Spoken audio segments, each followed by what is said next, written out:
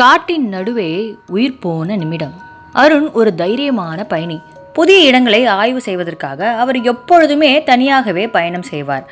அந்த முறை அவர் தேர்ந்தெடுத்த இடம் தென் இந்தியாவின் ஆழமான ஒரு காட்டுப்பகுதி.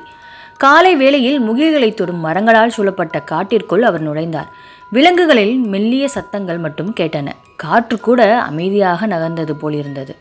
அவர் தன்னுடைய ஜிபிஎஸை பார்த்து வழியை கண்காணிக்க தொடங்கினார்.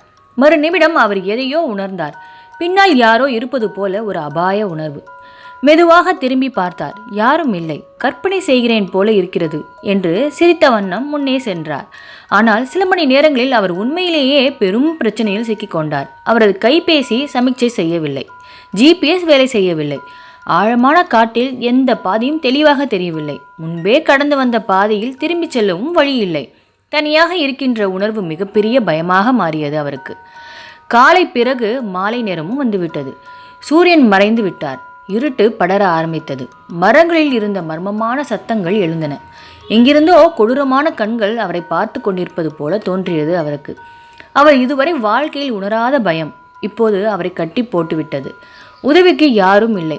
உலகத்திலேயே தனியாக இருக்கும் உணர்வு அவரின் மனதை நொந்துவிட செய்தது. இங்கு நான் எவ்வளவு நேரம் மாட்டிக்கொள்வேனோ என்ற சிந்தனை அவருக்கு. அவர் சிந்திக்க தொடங்கிய நேரத்திலேயே எதிரே ஒரு ஒளி. ஒரு நொடியில் உயிரோட்டம் திரும்பியது. ஒளி வந்த இடத்தை நோக்கி அவர் ஓடினார். அது ஒரு பழைய காட்டு தவஸ்தையின் குடில். வழி தவறிய பயணிகளை பாதுகாக்க அந்த குடில் இருந்தது.